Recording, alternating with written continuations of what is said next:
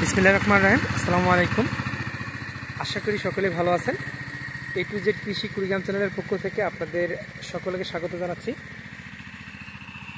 আমি আজকে আপনাদেরকে দেখাবো আপনারা বর্ষাকালে কিভাবে ধনিয়া চাষ করবেন সে বিষয়ে আপনাদের সঙ্গে আলোচনা করব।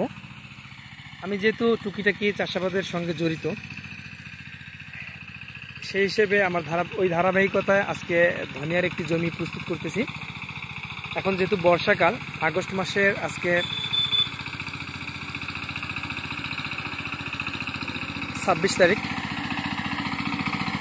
আজকে আমি জমি প্রস্তুত করতেছি। অনেকেই বর্ষাকালে আগে ধনিয়া লাগিয়েছেন, কিন্তু আমার কি একটু লেট হয়ে গেল। আমার এই জমিতে লাউ করল্লা ছিল, করল্লা উঠানোর পরে আমি এই ধনিয়া চাষ করতেছি। বর্ষাকালে ধনিয়া চাষ করা যেহেতু খুব একটা কঠিন ব্যাপার, ধনিয়া বর্ষাকালে নষ্ট হয়ে যায় বা গোড়া পচে যায় বৃষ্টির কারণে। আমি এই জন্য এই জমিটাতে, যেহেতু আমার লাউয়ের মাচা করা ছিল আগে, আপনারা দেখতেছেন যে উপরে আমার লাউয়ের মাচা করা, আমি এই লাউয়ের মাচার মধ্যে নেট দিয়েছি, আপনারা দেখতেছেন। আমি এই জমিতে লাউ চাষ করব, পাশাপাশি লাউয়ের সঙ্গে সাথী ফসল হিসেবে আমি ধনিয়া দিব। আমার যেহেতু মাচা করা আছে, আমি এটা গত সিজনের মাচা, আমি এই মাচাতে লাউ এবং করল্লা তুলেছি, দুটি চালান। এবারে আবার নিচে ধনিয়া এবং উপরে লাউ দিব। ধনিয়া ছিটানোর পরে আমি এর সঙ্গে লাউ দিব। ধনিয়া যেহেতু 40-45 দিনের মধ্যে আমি ধনিয়া হারভেস্ট করতে পারবো।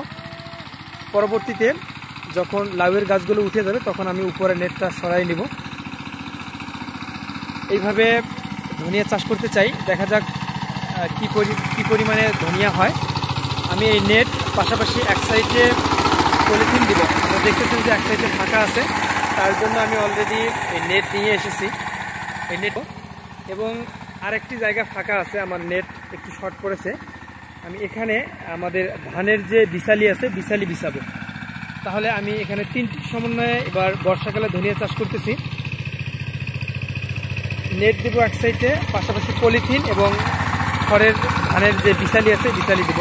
আমি আসলে দেখতে চাই যে এই তিনটির সমন্বয়ে বর্ষাকালে পারফেক্ট আমি কোনটার মধ্যে রেজাল্ট পাই বা ভালো কোনটার মধ্যে ফলাফল পাই। এজন্য আমি একই জমিতে তিনটি পদ্ধতি অ্যাপ্লাই করব। পাশাপাশি ধনিয়া উঠানোর পরে আমি এই নেট, এখান থেকে নেট টান দিলে সরে যাবে। নেট সরানোর পরে আমি লাউয়ের ডগাগুলো উপরে উঠাই দিব।